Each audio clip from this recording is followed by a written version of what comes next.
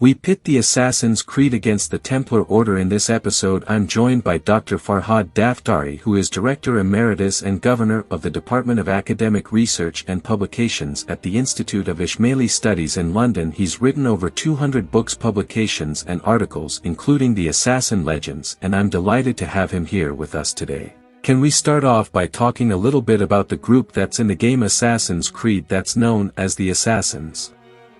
That's probably how we identify this group, particularly here in the West, but are they more properly known as Nizari Ismailis, and who were they? How did they come about? Because I think we need to really provide a proper historical background to situate this community. Under death of the Prophet Muhammad, the Muslim community was split into two main divisions, what later became known as the Sunnis and this year the Shia. To the belief, by contrast to this one, is that the Prophet himself had in fact designated in the final months of his life his son-in-law and first cousin Ali to succeed him, obviously not as a prophet but as a leader of the nascent Muslim community, whereas the Sunnis believed that the Prophet had left no such will, the Testament, and they therefore went about and selected a successor to the Prophet who became known as the first caliph. The word Shia itself is an abbreviation of Shiratu Ali, or the party of Ali. That Shiite themselves in the course of time split into various groups because as the descendants of Ali grew in number, the Shia could not agree on who was the rightful successor or spiritual leader, to whom they referred as the Imam, and therefore disputes of succession led to subdivisions within the Shia, and eventually two main Shia groups emerged: the so-called dwellers, who are the majority today, and they are situated in Iran, Iraq and Bahrain and so on, and the second most important one, who have become known as the Ismailis. Now the Israelis themselves, they really started in the middle of the 8th century as a revolutionary movement because their overall objective was to install there the Imam acknowledged by them to a new caliphate, and that means uprooting the Sunni opposite establishment, and it was to achieve that objective that they organized a very active mission or deva, and the religious political message of this mission was spread by a network of dais or missionaries. So by the middle of the 9th century you had these days active in almost every part of the Islamic world from North Africa to Central Asia. Now the early success of the Ismaili soon culminated into the foundation of the Fatimid Caliphate, that was the first Shia Caliphate in Driverly, with the Sunni Caliphate of the opposites. This caliphate was founded in the year 909 in North Africa, and by 973 they had transferred the seat of their state from North Africa to Egypt, where they founded the city of Cairo, which served as the new royal capital of the fourth image state. Now the Ismaili imams, or the imams recognized by the Israelis, ruled as Fatimid caliphs over an expanding, flourishing major empire. Foreign caliph, there was a schism split because they could not agree on the rightful successor to him. They all see powerful put on the throne a younger son of the deceased caliph by the name of Al-Muzali, who reigned as 40 caliph, whereas the Ismailis of the eastern land, especially in Iran and Syria, they actually recognized the original heir designate of the deceased caliph, whose name was Nazar. So the two subdivisions of the Ismailis became known as Musalis and Nazaris, named after the two sons of the deceased 40 California almost answered, who had claimed his heritage. Now the cause of Nazar was upheld by the chief Dai in Iran, whose name was Hassan Sabo, had already established himself in the fortress of Alamat in northern Iran, that henceforth served as what became known as the Missouri Ismaili state. The state was of a particular kind. It was carved out in the very heart of the state of the Seljuk Turks, who were ardently Sunni, and they had this with their own vast state, which included all of Iran. The Hassan was a revolutionary at the same time that he was, but because he had supported the cause of Nazar, he severed his relations with Cairo and the Fatimid Caliphate, and in fact he founded the independent Missouri Israeli Community Tower and State. Now he had a twofold aim. One was to spread Israelism now of brand throughout the Iranian world, and secondly he had also a political objective of uprooting the Seljuks, who were strongly against the Shia, and it was in the service of these two objectives that Hassan successfully founded this state. And this state was comprised of a network of mountains fortresses, the chief one of which was of course Alamat, but they had these fortresses in 4 or 5 of different regions of Iran, and soon Hassan, by the early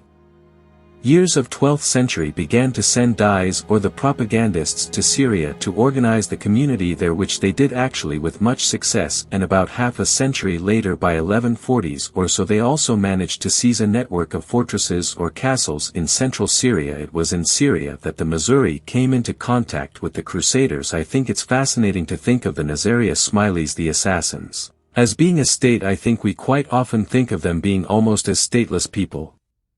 But they effectively had their own state and structures and all of those kinds of things. So you mentioned that they come into contact with the Crusaders. How did the Nazaria Ismailis interact with Christians and with other Muslim groups? Now, at the headquarters of the Nisan, which served as the capital of the state, which was in Iran, and in the rest of the territories of the Zari Israelis in Iran, there was no contact between them and the Crusaders, because the Crusaders never went to Iran.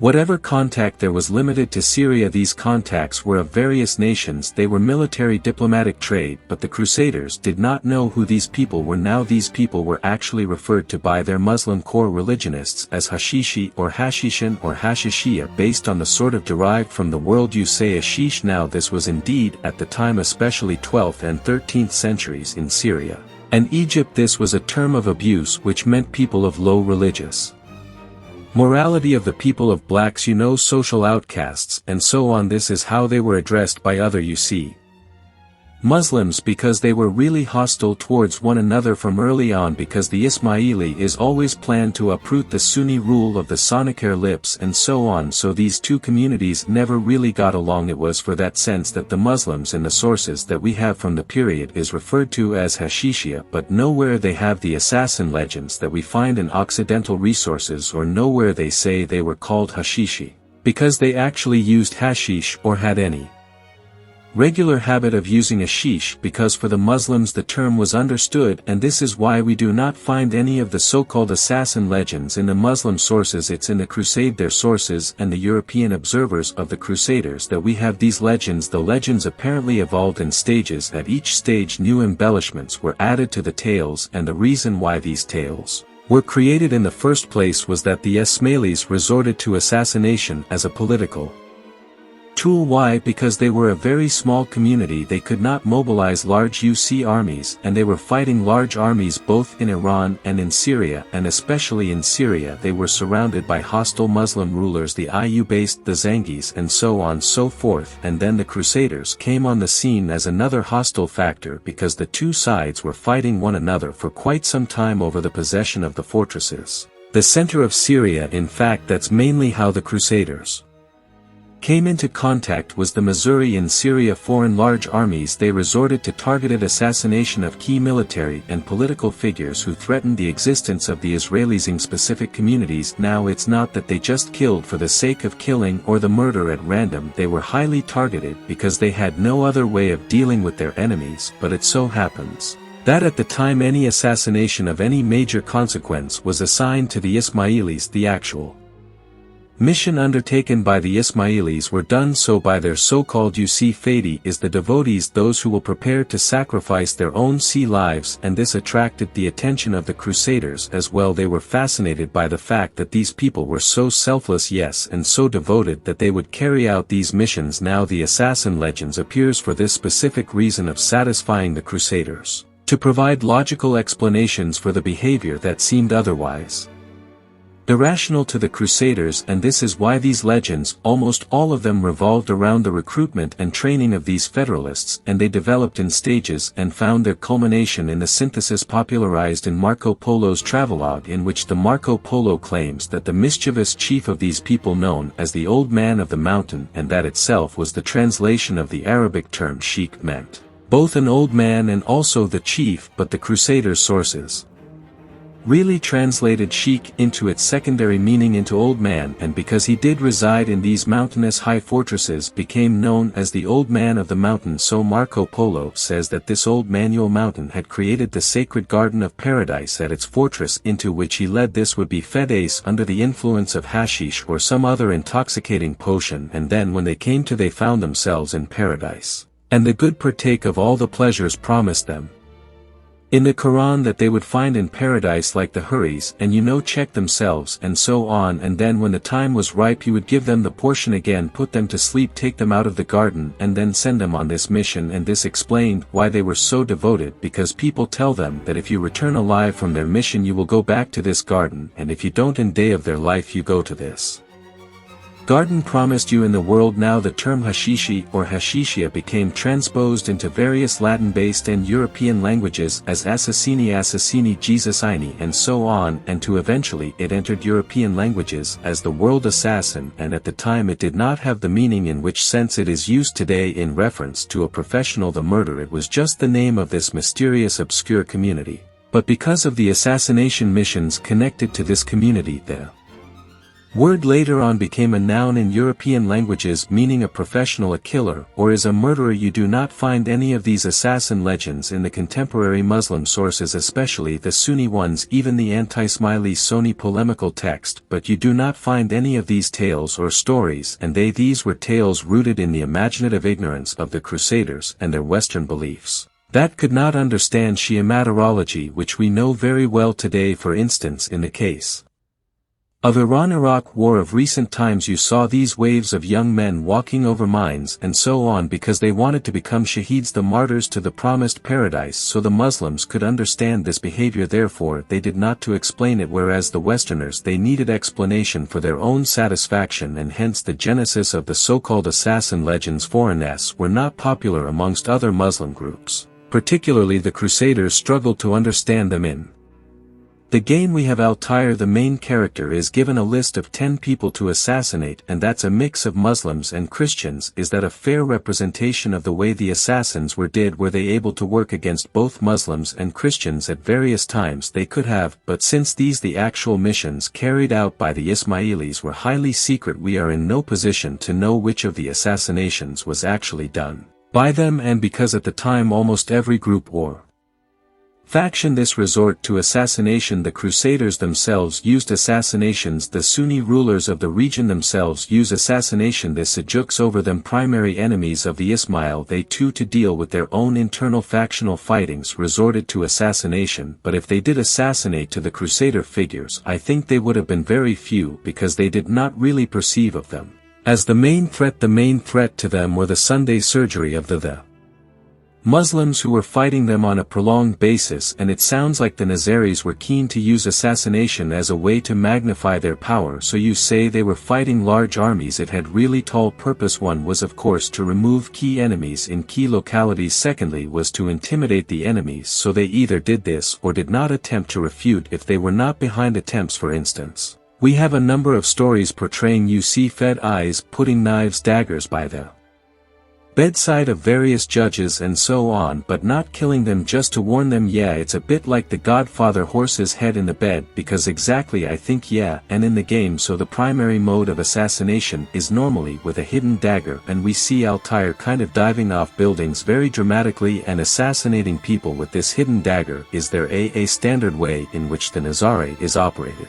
Or what it sounds like they had a much broader range of things, tactics that they would use. The actual missions carried out by the Nissan, depending on the individuals is involved, because they obviously had to see bodyguards and so on, but to some extent they tried to commit these acts in public places from which the perpetrators would not survive. I mean, again, to publicize the effect. The total number of such assassinations that can really be attributed to the daggers of the Missouri Federalists are much less than we are led to believe. And in fact, 3 Persian historians who had access to the Missouri chronicles of the Alamo period, which were kept at the famous library in the fortress of and elsewhere, they do have a list of the victims of these visions, and this tactic really started in the time of Hassan Sabo, himself the founder of this community and movement, who died in 1124, and he reigned for some 30-odd years, and during that entire period the names of the people who were removed by the Missouri Feds are less than 30, so less than 1 per year. I mean, for 30-odd period. So it's not perhaps there's a widely used a tactic as we think it is. Exactly, it was used in a very easy, targeted and highly selective the key individuals who perceived as enemies who pose serious threats to the survival of the Missouri community in specific regions. And you mentioned, I just wanted to come back a little bit to the idea of the old man of the mountain.